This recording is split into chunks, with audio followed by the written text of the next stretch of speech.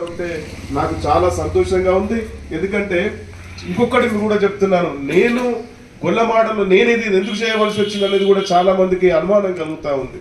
చాలా మంది కొందరు లీడర్లు ఉలిక్కి పడతా ఉన్నారు. పొరపాటున ఏదైనా పార్టీ పిలిచి ఎమ్మెల్యే టికెట్ మళ్ళీ జడ్పీటీసీ టికెట్ ఆఫర్ చేస్తే మా పరిస్థితి ఏంది కావాలని చెప్పి గుసగుసలు పెట్టుకొని రకరకాలుగా నన్ను బ్యాడ్ చేయడానికి కూడా ప్రయత్నం చేస్తున్నారు. దయచేసి నేను చెప్పేది ఏంటంటే, నేను ఈ సర్వీస్ చేయడానికి ఒకే ఒక కారణం, నేను కటిక దరిద్రంలో పుట్టాను. కటిక దరిద్రంలో పుట్టి నేను కలలు కనేవాడిని. ఏమని, నేను ఐఏఎస్ కావాలి, ఐపీఎస్ కావాలి, గ్రూప్ 1 ఆఫీసర్ అయ్యి సమాజంలో పేద ప్రజలు ఎవరైతే ఉన్నారో వాళ్ళకు సేవ చేద్దామని అనుకున్నాను. కానీ నా కర్మగాలి, మా తల్లి చిన్నప్పుడే చనిపోయింది. మా తండ్రి పాపము కాలు బాగలేదు, ఆరోగ్యం మనలాగే పుట్టాడు కానీ ఆయనకి ఏదో కాలుకి ఏదో ఇన్ఫెక్షన్ అవుతే దాన్ని హాస్పిటల్కి వెళ్ళి తీసుకోలేక ఆ కాలు మొత్తం కుంటూడైపోయాడు. తన డబ్బులు లేకనే హాస్పిటల్కి వెళ్ళి చూయించుకోలేక తన కుంటూడైపోయాడు. మా నాన్నమ్మ ఒక్కరే మిగిలింది మాకు. ఆమె కూలి పని చేస్తే గాని మాకు పూట గడవని పరిస్థితి. మేము ఇక్కడ కుంటాల హాస్టల్లో చదువుతుంటే ఇదే నా గంగాధర్, నా క్లాస్మేట్ ఎవడైతే ఉన్నాడో వాడేమో ఏం చేస్తుంటే, వాళ్ళకు మంచి వ్యవసాయం ఉంది, అంతా ఉంది. వాడు బస్సులో ఎక్కి, జీపుల్లో ఎక్కి, అవసరమైతే ఎవరిదైనా సైకిల్ తీసుకొని కుంటాల హాస్టల్కి పోయేవాడు. నేను మా తమ్ముడు మాత్రం ఆ జంగల్ నుండి 15 కిలోమీటర్లు బ్యాగ్ వేసుకొని మేము కుంటాలకు వెళ్ళి చదువుకునే వాళ్ళం. ఎందుకంటే బస్ కిరాయికి మా దగ్గర డబ్బులు లేవు కాబట్టి. ఆ ఇచ్చే రూపాయి 2 రూపాయలని మేము అప్పుడప్పుడు వాడుకోవాలి కాబట్టి అట్లా వెళ్ళిన చరిత్ర మాది. అందుకే లాస్ట్ టైంలో మీరు నమ్మరు, లాస్ట్ స్కూల్ ఫీజు కట్టలేక నేను 10th క్లాస్ ఎగ్జామ్ రాయడం మానేసిన. 10th క్లాస్ నేను అప్పుడు మా నాన్నమ్మ దగ్గరికి వెళ్ళిన, అరే నా ఫీజు కట్టలేను, నాకేమో గ్రూప్ 1 ఆఫీసర్ కావాలని ఉంది, ఐఏఎస్ ఐపీఎస్ ఈ పేద ప్రజలు ఎవరైతే ఉన్నారో వాళ్ళకి సేవ చేద్దాం అనుకుంటున్నా.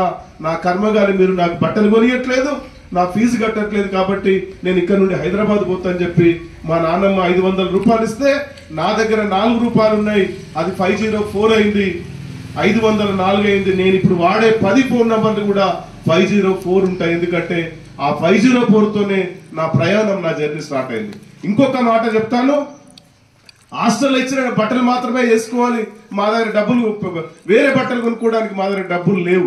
2 సంవత్సరానికి 2 జతలే ఇస్తారు. అక్కడ మేము కూర్చొని టాకలు పడితే ఆ టాకలు వేసుకోవడానికి టైలర్ దగ్గరికి వెళ్తే అప్పుడున్న సందర్భంలో ఆటాన రూపాయి కూడా లేదు.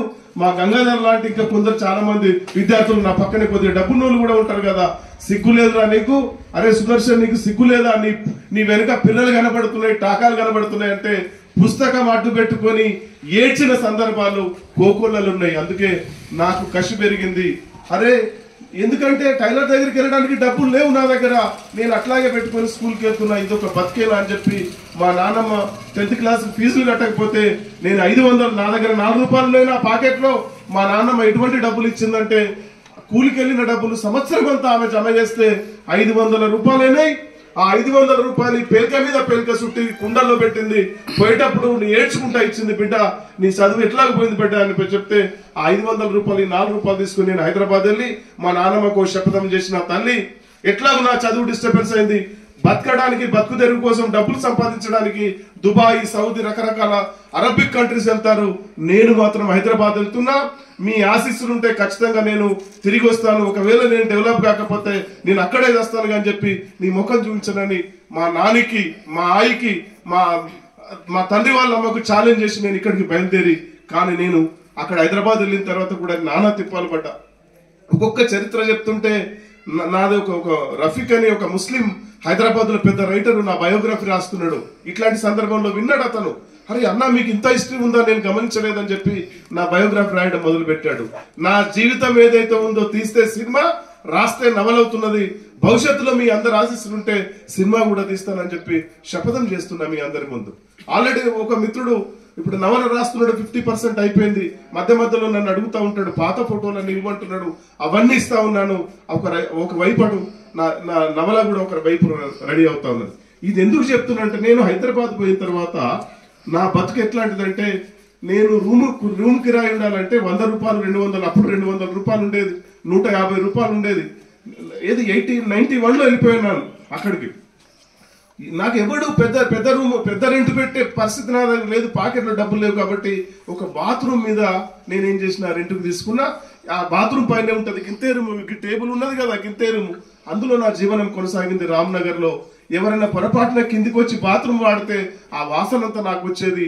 ఎక్కి ఎక్కి ఏడ్చిన, అరే నా బతికి ఇంత దౌర్భాగ్యం ఉంది, ఇంటికాడనేమో సహకరించే వాళ్ళు లేరు, తండ్రికి ఉంటాయన, తల్లి చనిపోయింది, నేను ఏం చేయాలి అని చెప్పి నేను నిజంగా మీరు నమ్మరు, హోటల్లో జీతం ఉన్న, చిప్పలు కడిగిన, క్లీన్ చేసిన, కూలి పనికి వెళ్ళిన, డ్రైవర్ గా పనిచేసిన, ఆటోమైపుల్కి వెళ్ళిన, రకరకాల పనులు చేసినా కానీ నా విద్యను కూడా నేను ఎక్కడ ఆపలేదు. ఏదైతే డిస్టర్బ్ అయిందో నేను దాన్ని అన్ని డిస్టెన్స్ లో ఎంఏ సోషియాలజీ చేసిన నేను ఎందుకు పట్టు వదలకుండా చదవాలని చెప్పి, సమాజం పట్ల అవగాహన ఉండాలని చెప్పి చేస్తూనే నాకు అదృష్టం ఏంటంటే నేను చిన్న పడ్డప్పుడు కష్టాలు కావచ్చు, నా ఆనెస్ట్ కావచ్చు, నా మంచితనం కావచ్చు, నా నీతి నిజాయితీని చూసినటువంటి కొందరు అక్కడ ఉన్న ప్రముఖ ఒక రియల్ ఎస్టేట్ కంపెనీ వాళ్ళు నేను ఆ కంపెనీలో పనిచేస్తుంటే మేనేజ్మెంట్ పార్ట్నర్షిప్ ఇచ్చారు.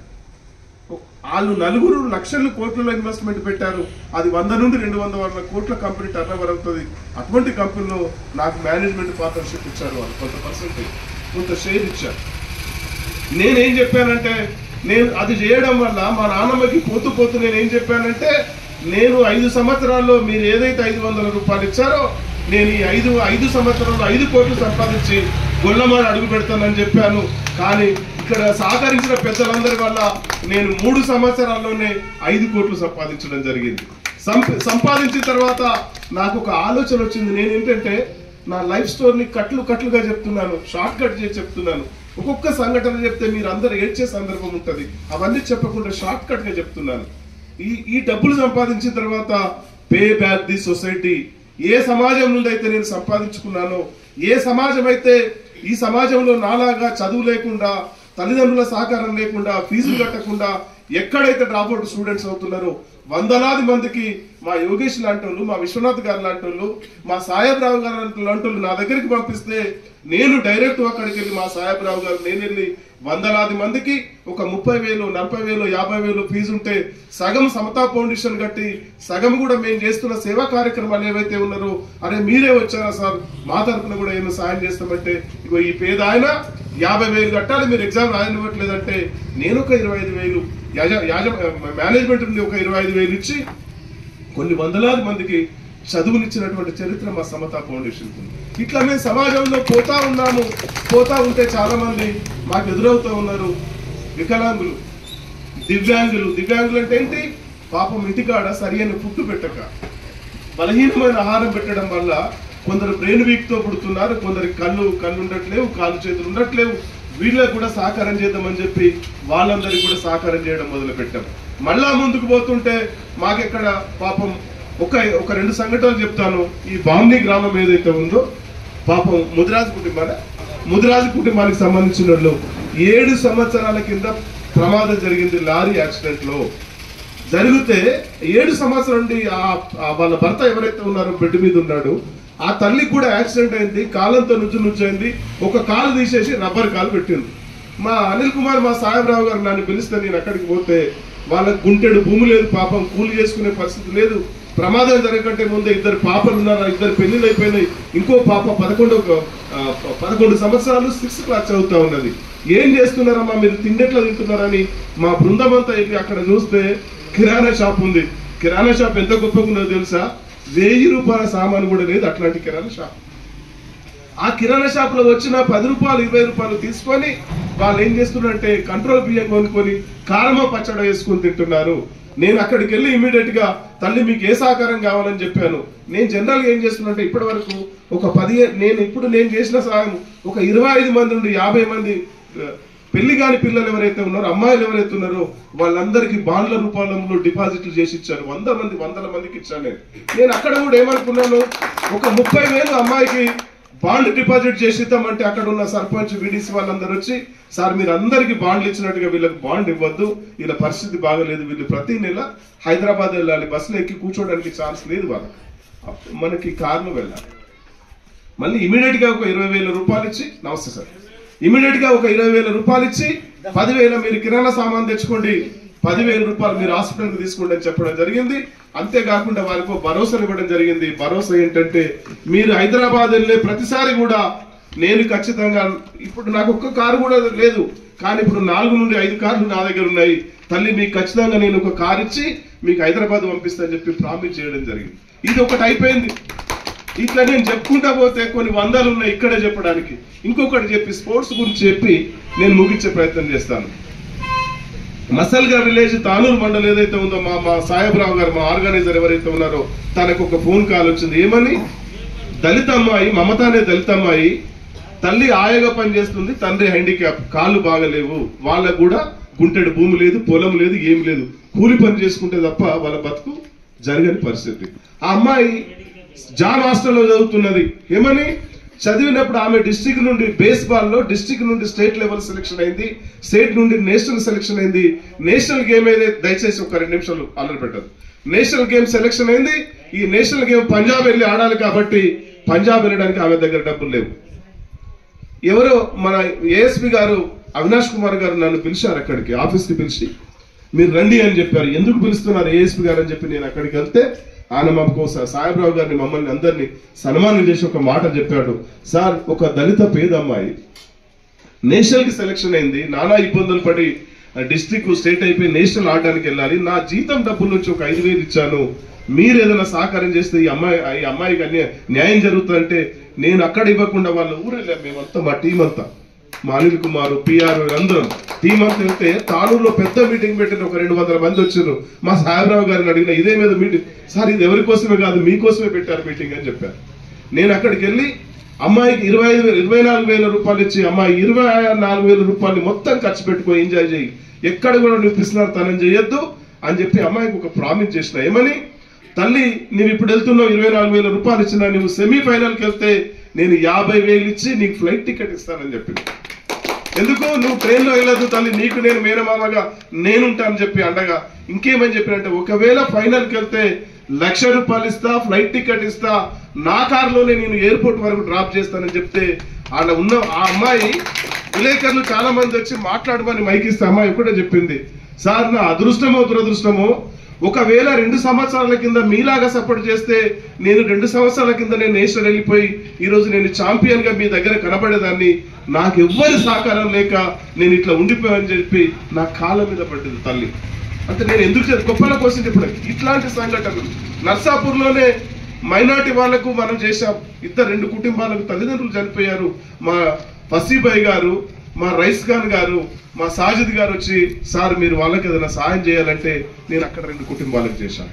ఇక్కడే పాపం నాయకపూడి ఫ్యామిలీ ఏదైతే ఉందో 3 పిల్లలు చనిపోయారు, టీవీలలో వచ్చింది. అమ్మాయి పేరు మీద కూడా 26,000 డిపాజిట్ చేస్తే 56,000 అయింది. ఆ బాండ్ని ఇగో మా అన్న వాళ్ళు ఇక్కడ ఉన్న పెద్దలందరూ కలిసి ఆ బాండ్ని ఇవ్వడం జరిగింది. నేను ఇగో దీంట్లో మచ్చుక కోసం అంటే ఒక జస్ట్ ఇన్ఫర్మేషన్ కోసం 10 మాత్రమే పెట్టాను, కానీ నేను చేసిన వందలాది సహకారాలు ఉన్నాయి. ఏ గ్రామానికి వెళ్ళినా ఎక్కడ వెళ్ళినా నేను కారు తీసుకొని పోతే సమతా సుదర్శన్ సార్ వచ్చారని చెప్పి గౌరవంగా ఇస్తున్నారు. అందుకే నేను మా పిల్లలకు కూడా ఒక ప్రామిస్ చేశాను, నేనేమో తిండికి లేనుని, బట్టలకు లేనుని, బస్ కిరాయి లేనుని, మరి మీ అందరు ఆశీస్సు వల్ల నేను ఈ స్థాయికి వచ్చాను. కాబట్టి మా పిల్లలకి ఏం చెప్పానంటే, డాడీ నాకు 3 పిల్లలు కూడా మంచి స్కూల్లో చదువుతున్నారు, మంచి పొజిషన్లో ఉంటారు. వాళ్ళు ఇక్కడ ఉంటారా ఫారెన్ వెళ్ళిపోతారో నాకు తెలియదు, కానీ వాళ్ళకి ఒక్కటి చెప్పాను, తల్లి నా ప్రాపర్టీ ఏదైతే ఉందో, ఇన్కమ్ ట్యాక్స్ ప్రాబ్లం అవుతుంది కాబట్టి నా ట్యాక్స్ చెప్పట్లేదు ఇక్కడ, నా ప్రాపర్టీ ఏదైతే ఉందో నేను ఇదంతా మీకు ఇవ్వను. పేద ప్రజల సమాజంలో ఎవరైతే ఉన్నారో ఇదంతా సమతా ఫౌండేషన్ కి రాసిస్తా. మీరు మాత్రం మీకు చెప్పాల్సింది ఏంటంటే ఒక్క చదువు మాత్రమే చదివిస్తా, ఏ ప్రాపర్టీ కూడా మీకు ఇవ్వనని చెప్పి వాళ్ళని కూడా మెంటల్ గా ప్రిపేర్ చేస్తున్నాను. నేను ఒకటే చెప్తున్నాను, నేను ఈ సేవ చేస్తున్న సందర్భంలో యాక్సిడెంటే జరగచ్చు, ఇంకేదైనా జరగచ్చు, ఒకవేళ చనిపోయినా కూడా దీన్ని నా కుటుంబానికి ఇవ్వను. దీన్ని ఆనెస్ట్ గా ఎవరైతే పనిచేస్తారో వాళ్ళకే వీలునామా రాసి ఆ రైట్స్ అని ఇచ్చిపోతా అని చెప్పి ఈ సందర్భంగా చెప్తా ఉన్నాను. ఇట్లా చేస్తున్న సందర్భంలో చాలా మంది నేను ఇట్లా ఇక్కడ ఆఫీస్ పెట్టాలనుకుంటున్నాము, ఆఫీస్ తీసుకున్నాము, ఒక 15 మందికి సహాయం చేశాము, చాలా మందికి సహాయం చేశాము, అవన్నీ చెప్పుకుంటా పోతే మనకు తెల్లవారుతుంది. కాబట్టి ఒక 100 చెప్పొచ్చు. నేను ఈ చేస్తున్న సందర్భంలో చాలా మంది నర్సాపూర్ గురించి మిత్రులు, మీ పేరేంటి, వాజిద్ గారు కూడా నా దగ్గరికి ఒకసారి రావడం జరిగింది. ఇక్కడ సార్ మీరు అన్నిటికీ సహకారం చేస్తున్నారు, ఏదైనా ఉంటే క్రికెట్ కూడా పెట్టండి అని చెప్తే నేను వై నాట్ అని చెప్పాను. నేను ఖచ్చితంగా నేను మీకు చేస్తా అని చెప్పి విత్ ఇన్ షార్ట్